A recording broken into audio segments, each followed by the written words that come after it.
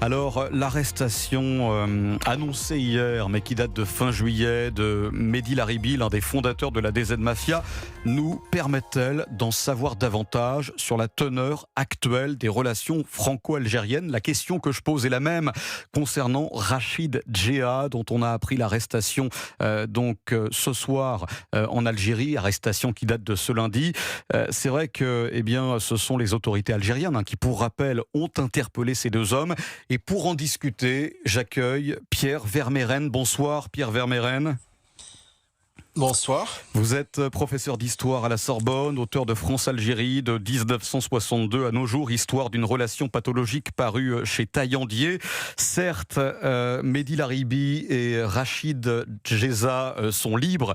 Ils ont été interpellés et placés sous contrôle judiciaire par la justice algérienne. Faut-il y voir, Pierre Vermeyren, un dégel des relations entre nos deux pays, ou bien est-ce juste un coup de com' et on en fait un peu trop à ce sujet? Que dites-vous à cela, Pierre Vermeyren?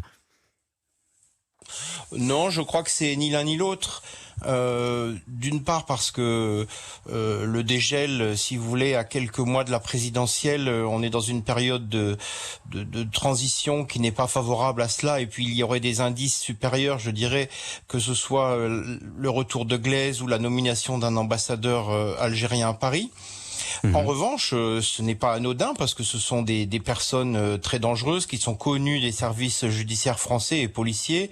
Il y a une dizaine de personnages de ce acabit de la DZ Mafia en Algérie, et manifestement un geste est envoyé à l'adresse bien sûr des autorités françaises, mais aussi des amis, de ce qu'on appelle les amis de l'Algérie, de manière à ce qu'ils puissent tirer quand même un bilan plus favorable de ces derniers mois qui ne sont pas très brillants depuis plusieurs années maintenant. Alors, Mehdi Laribi a la double nationalité, il est français et algérien.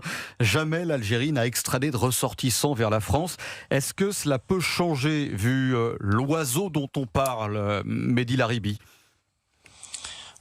C'est peu probable parce que les franco-algériens ne sont pas expulsables, étant considérés comme algériens dans leur pays d'origine. On peut toujours imaginer un geste particulier qui le rendrait français et strictement français. Je ne connais pas sa généalogie exactement. En revanche, il peut très bien être jugé en Algérie pour des faits commis en France suite à une commission rogatoire et avec la présence de magistrats ou d'avocats français. Est-ce que vous pensez justement que c'est possible, ça, vu le contexte diplomatique? Tout est possible, mais ça dépendra exclusivement, bien sûr, de la volonté des autorités algériennes, qui voudront peut-être faire un geste supplémentaire qui n'engage pas forcément et qui les libérerait d'un personnage dont elles savaient certainement la présence depuis longtemps, mais qui n'est pas très intéressant de garder en Algérie. Elliot Maman souhaite vous poser une question, Pierre Vermeyren. Oui, ça veut donc dire que nos justices arrivent à coopérer un minimum, et plus largement, est-ce que ces derniers mois, ces dernières années, l'Algérie a été un peu avare en termes de renseignements, par exemple, sur un certain nombre de questions qui peuvent directement intéresser la France, ou est-ce que là, il y a toujours eu une coopération assez cohérente entre les services de renseignement français et algériens ? Écoutez, si on se place sur le long terme, il y a toujours eu une coopération judiciaire assez dense, et en même temps, il y a toujours eu la rétention, ou en tout cas la présence en Algérie, de personnes qui étaient, on appelait ça autrefois, en cavale, c'est-à-dire des gens qui avaient une vie criminelle en France et qui allaient se mettre au frais en Algérie. C'est un peu le cas, mais maintenant, avec les réseaux sociaux, avec les nouvelles technologies, on peut continuer à gérer ses affaires en France ou à l'étranger depuis l'Algérie, ce qui est évidemment nouveau. Alors, ces 2 dernières années, il n'y a pas eu particulièrement de coopération judiciaire, mais la relance est intervenue il y a quelques mois avec la déplacement en Algérie de hauts personnages de la justice française qui ont voulu montrer leur intérêt pour la chose. Donc on peut imaginer que maintenant les choses se remettent lentement en place, mais de toute manière il y a énormément de travail, et donc ces deux symboles évidemment sont un signe qu'on veut envoyer pour montrer cette reprise en marche. Alors Pierre Vermeyren, je passe la parole tout de suite et dans un instant à Vincent Roy, mais vous évoquiez ces déplacements français en Algérie depuis l'hiver 2026. justice, un début de normalisation concernant les relations entre ces deux pays. Alger a délivré depuis quelques mois environ 170 laissez-passer consulaires. C'est le pays qui en délivre le moins à la France.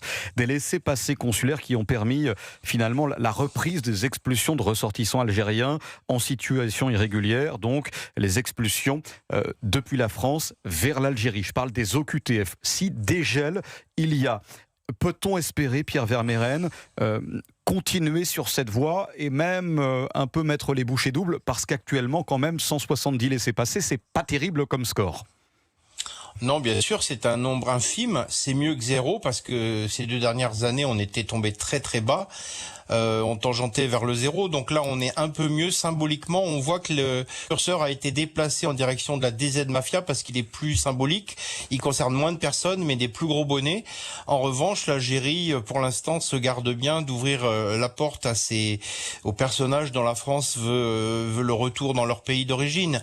Les OQTF, il y en a énormément. Tout ça, si vous voulez, c'est la remise en place de la coopération à la fois policière et judiciaire. Pierre Vermeyren, qu'on va rappeler peut-être sur un autre canal. Alors, je pense que là, la connexion est en train de se dégrader. On va peut-être couper la connexion avec Pierre Vermeyren et on s'en occupe. Alors, c'est vrai, Vincent Roy, Elliot Maman, c'est très intéressant ce que nous dit Pierre Vermeyren, qui va revenir avec nous d'ici une poignée de secondes, parce que ce qu'il décrit, c'est qu'il y a certes, effectivement, un dégel, mais il ne faut pas, Vincent Roy, Elliot Maman, s'attendre à des miracles, effectivement, dans les semaines, les mois qui viennent. Oui, absolument. Et d'ailleurs, le nouvel ambassadeur français à Alger a donné une interview dans un média algérien il y a quelques semaines où il disait que l'un de ses objectifs actuels était d'en revenir à la situation avant la crise diplomatique ouverte, c'est-à-dire en gros avant les politiques implémentées par Bruno Retailleau. Et donc finalement, on ne comprend pas plus exactement ce que la France espère tirer de cette relation. Emmanuel Macron en 2021 disait il faut augmenter le nombre de QTF que les Algériens nous accordent. Et finalement, on se retrouve toujours où les Algériens n'accordent presque aucune OQTF et la France ne prend aucune mesure de représailles en contrepartie. Donc, Pierre Vermeyren est de retour. Alors, Pierre Vermeyren, répondez à Elliot Maman. Effectivement, c'est intéressant la question qu'il vous a posée. Écoutez, les OQTF, c'est évidemment un dossier central. Mais ça n'est qu'un des dossiers. Il y a des dossiers criminels comme ceux qui sont mis en avant. Manifestement, le curseur a été déplacé en faveur de la DZ Mafia. Peut-être que les autorités algériennes ont pensé, ou les autorités françaises ont considéré que c'était prioritaire.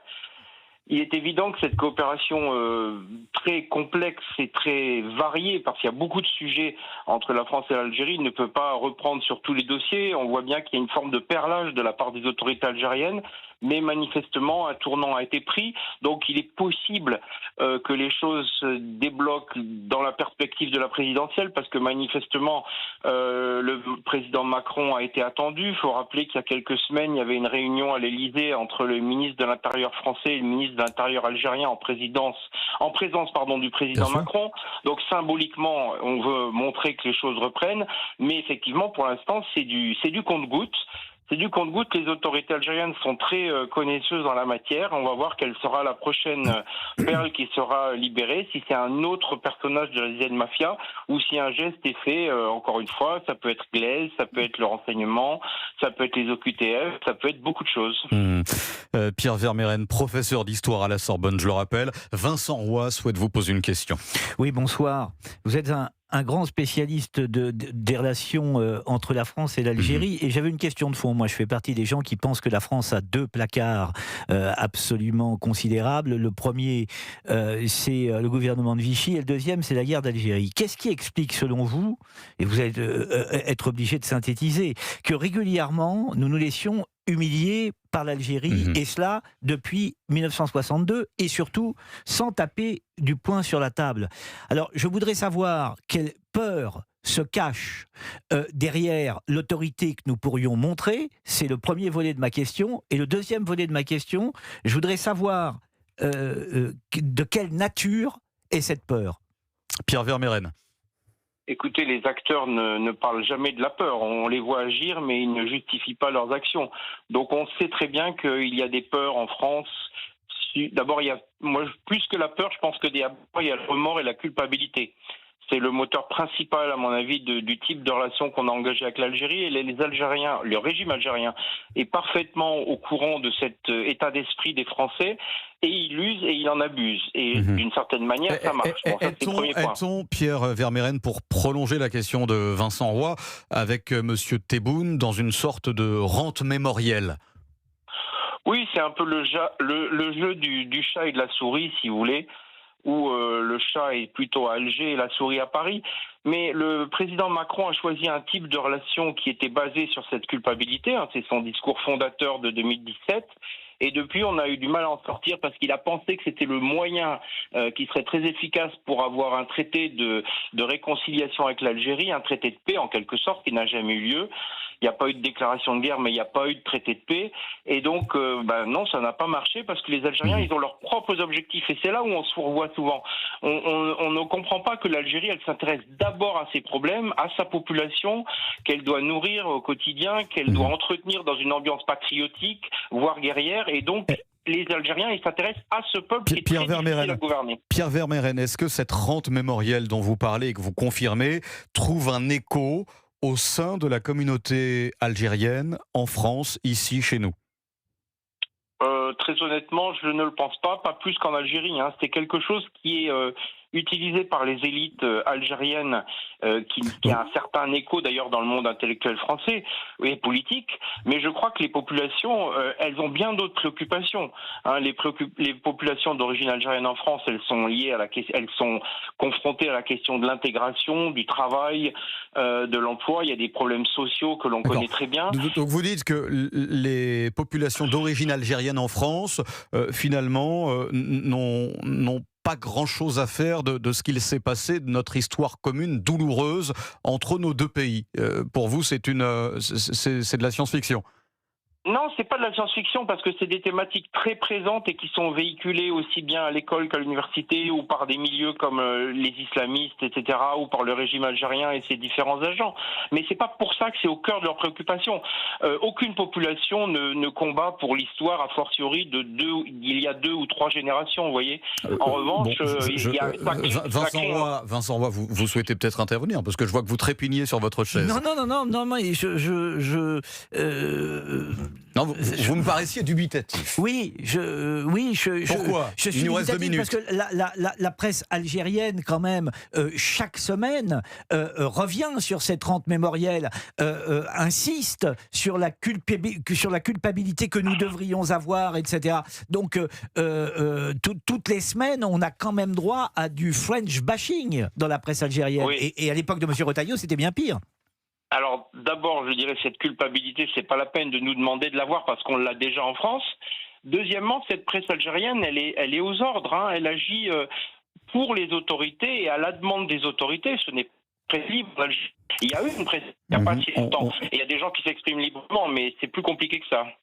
Je vais vous remercier, Pierre Vermeyren. La communication est peut-être un petit peu compliquée et ce n'est pas de votre fait. Juste une dernière question peut-être concernant les rapprochements. C'est une question d'actualité, les rapprochements entre l'Espagne et donc l'Algérie par rapport au gaz. C'est vrai qu'il y a des échanges qui se sont renforcés ces derniers mois / dernières semaines.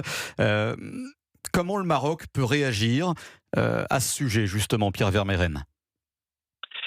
Le Maroc n'a pas l'air très content, manifestement, d'après ce qu'on a vu récemment, puisque la crise migratoire à laquelle on assistait il y a une semaine, manifestement, c'est une forme de réponse. Vous faites un lien. Vous faites un lien, oui, Pierre Vermeyren. C'est pas une évidence pour tout le monde, vous savez. Voilà, donc c'est pour ça que je sais que c'est pas une évidence. Oui.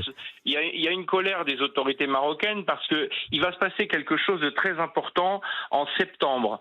C'est le fait que l'Assemblée générale de l'ONU va demander au secrétaire général de régler la question du conflit saharien. Et le Maroc risque d'avoir gain de cause.